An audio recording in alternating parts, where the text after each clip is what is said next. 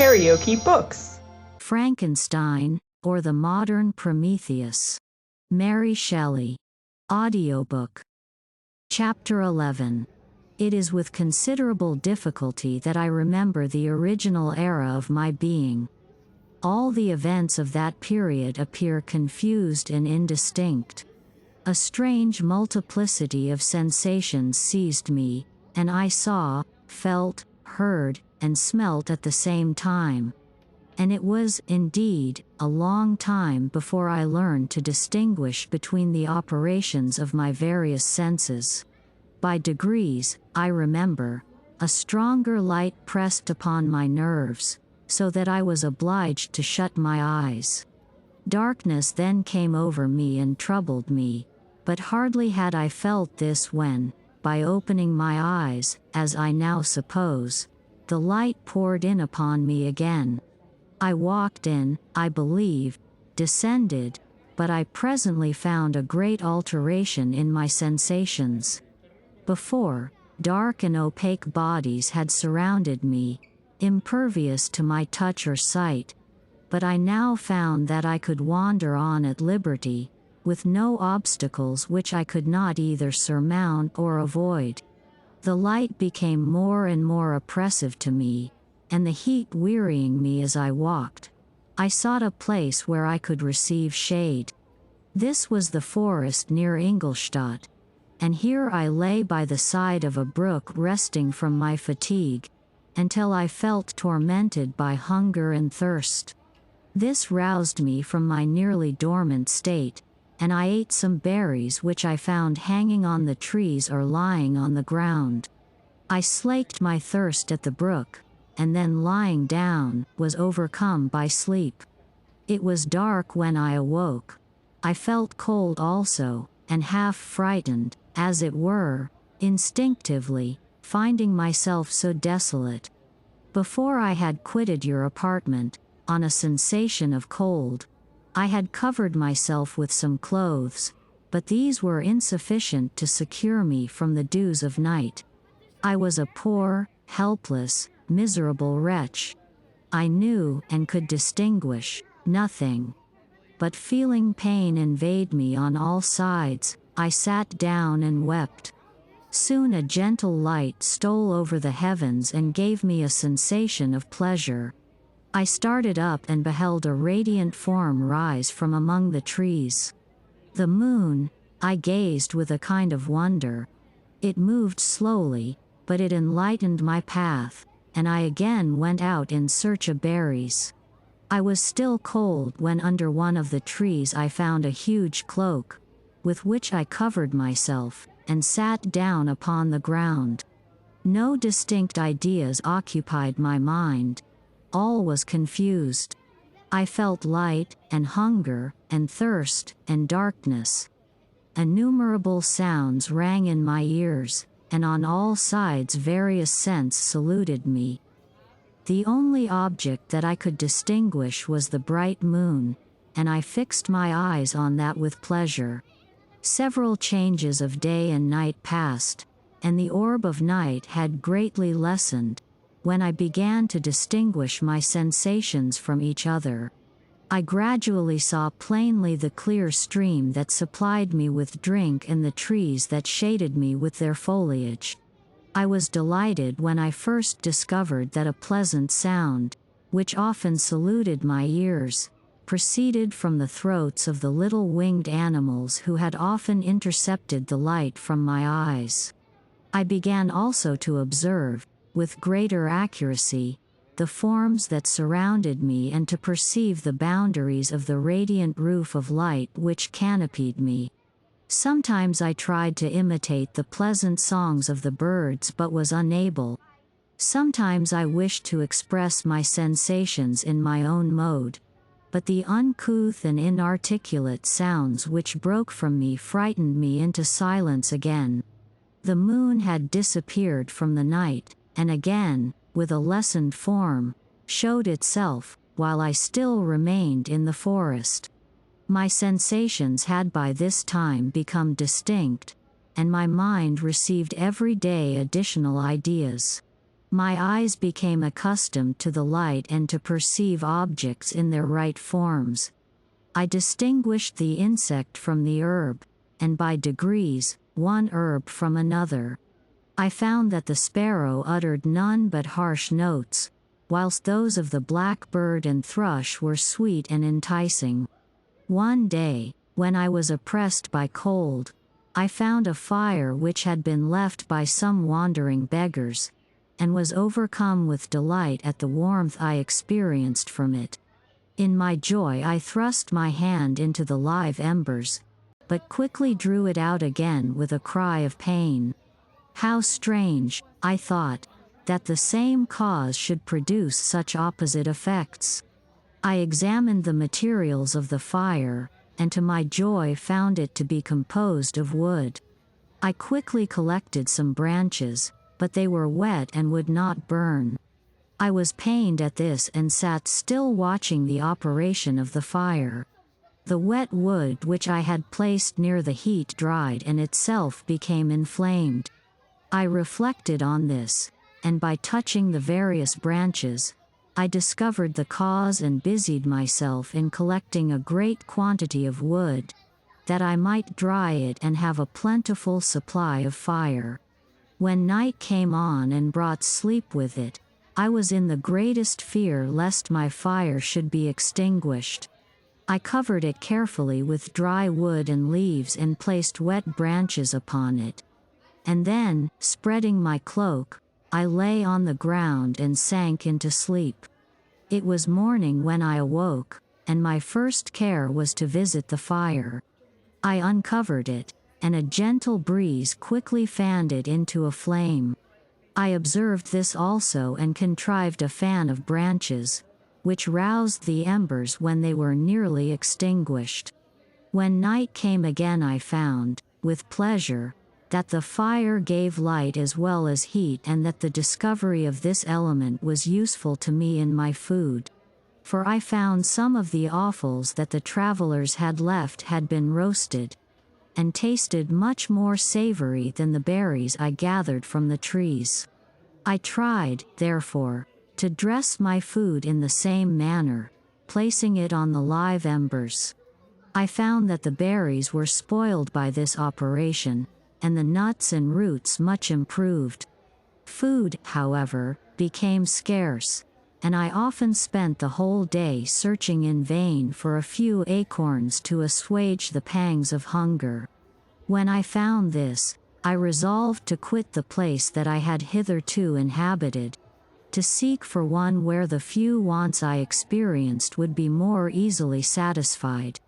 In this emigration I exceedingly lamented the loss of the fire which I had obtained through accident and knew not how to reproduce it. I gave several hours to the serious consideration of this difficulty, but I was obliged to relinquish all attempt to supply it, and wrapping myself up in my cloak, I struck across the wood towards the setting sun. I passed 3 days in these rambles and at length discovered the open country. A great fall of snow had taken place the night before, and the fields were of one uniform white. The appearance was disconsolate, and I found my feet chilled by the cold damp substance that covered the ground. It was about 7 in the morning, and I longed to obtain food and shelter.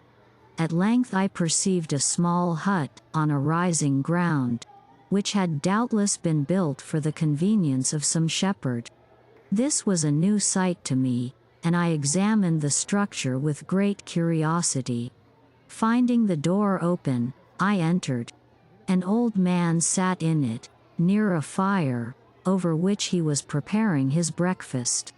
He turned on hearing a noise, and perceiving me, shrieked loudly, and quitting the hut, ran across the fields with a speed of which his debilitated form hardly appeared capable. His appearance, different from any I had ever before seen, and his flight somewhat surprised me. But I was enchanted by the appearance of the hut. Here the snow and rain could not penetrate.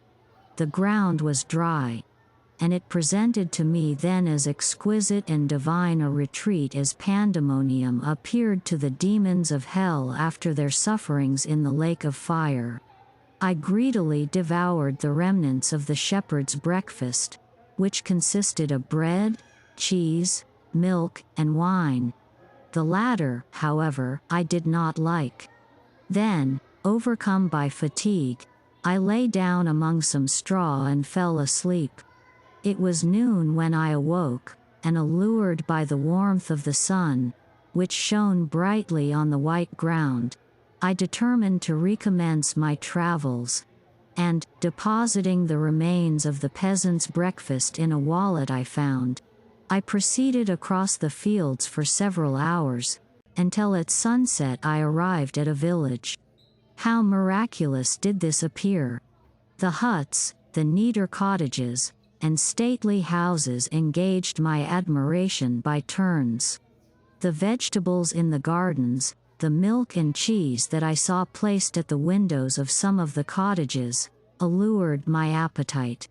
One of the best of these I entered, but I had hardly placed my foot within the door before the children shrieked, and one of the women fainted. The whole village was roused. Some fled, some attacked me, until, grievously bruised by stones and many other kinds of missile weapons, I escaped to the open country and fearfully took refuge in a low hovel, quite bare, and making a wretched appearance after the palaces I had beheld in the village. This hovel, however, joined a cottage of a neat and pleasant appearance, but after my late dearly bought experience, I dared not enter it. My place of refuge was constructed of wood, but so low that I could with difficulty sit upright in it. No wood, however, was placed on the earth, which formed the floor, but it was dry. And although the wind entered it by innumerable chinks, I found it an agreeable asylum from the snow and rain. Here, then, I retreated and lay down happy to have found a shelter, however miserable, from the inclemency of the season, and still more from the barbarity of man. As soon as morning dawned I crept from my kennel, that I might view the adjacent cottage and discover if I could remain in the habitation I had found. It was situated against the back of the cottage and surrounded on the sides, which were exposed by a pig-sty and a clear pool of water. One part was open, and by that I had crept in, but now I covered every crevice by which I might be perceived with stones and wood, yet in such a manner that I might move them on occasion to pass out. All the light I enjoyed came through the sty, and that was sufficient for me. Having thus arranged my dwelling and carpeted it with clean straw, I retired, for I saw the figure of a man at a distance, and I remembered too well my treatment the night before to trust myself in his power. I had first, however, provided for my sustenance for that day by a loaf of coarse bread, which I purloined, and a cup with which I could drink more conveniently than from my hand of the pure water which flowed by my retreat. The floor was a little raised, so that it was kept perfectly dry, and by its vicinity to the chimney of the cottage it was tolerably warm. Being thus provided, I resolved to reside in this hovel until something should occur which might alter my determination. It was indeed a paradise compared to the bleak forest, my former residence, the rain-dropping branches, and dank earth. I ate my breakfast with pleasure and was about to remove a plank to procure myself a little water when I heard a step, and looking through a small chink, I beheld a young creature, with a pail on her head, passing before my hovel. The girl was young and of gentle demeanor, unlike what I have since found cottagers and farmhouse servants to be. Yet she was meanly dressed, a coarse blue petticoat and a linen jacket being her only garb. Her fair hair was plaited but not adorned. She looked patient yet sad. I lost sight of her, and in about a quarter of an hour she returned bearing the pail, which was now partly filled with milk. As she walked along, seemingly incommoded by the burden, a young man met her, whose countenance expressed a deeper despondence.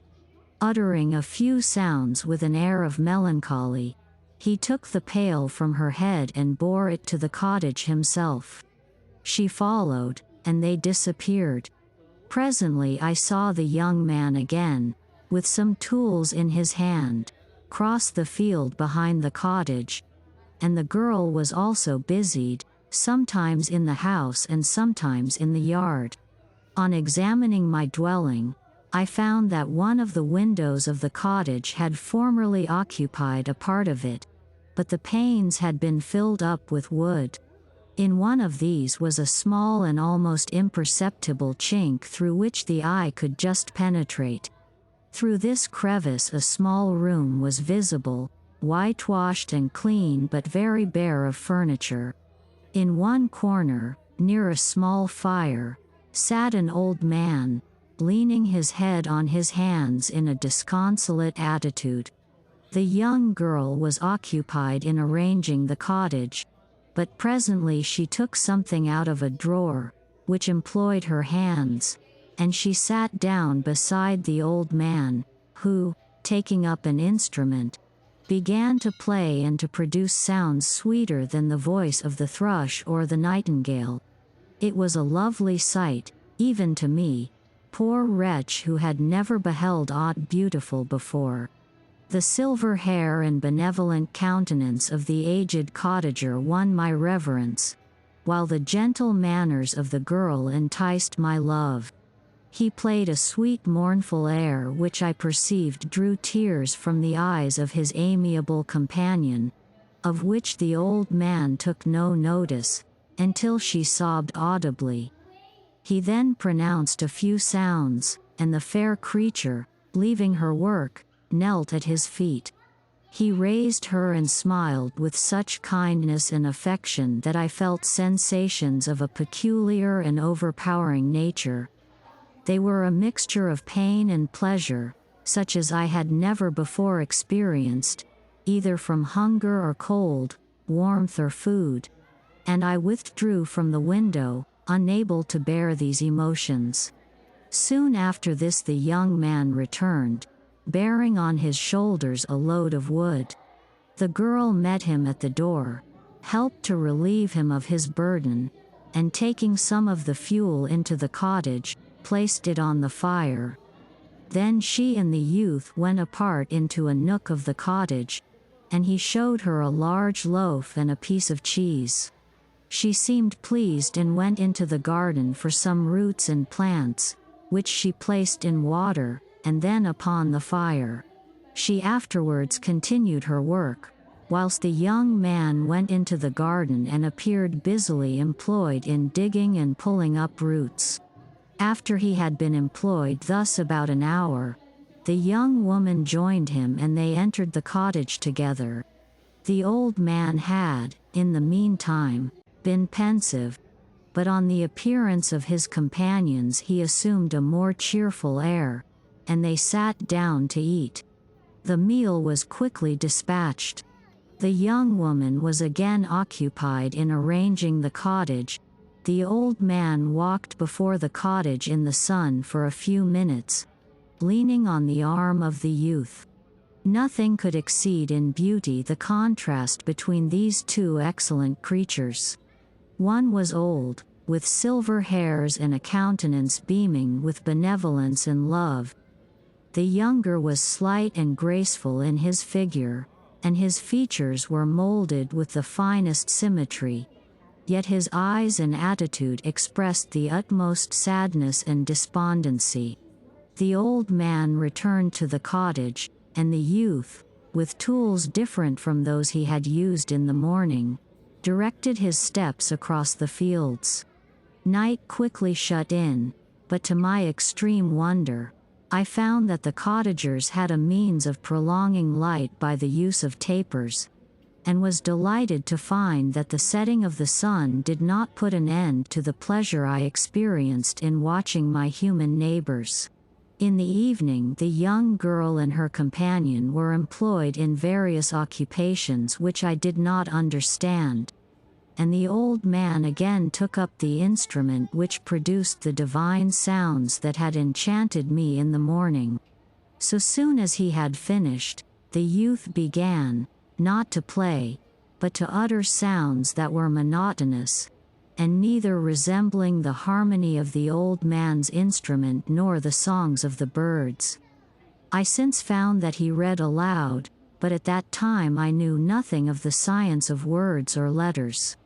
The family, after having been thus occupied for a short time, extinguished their lights and retired, as I conjectured, to rest.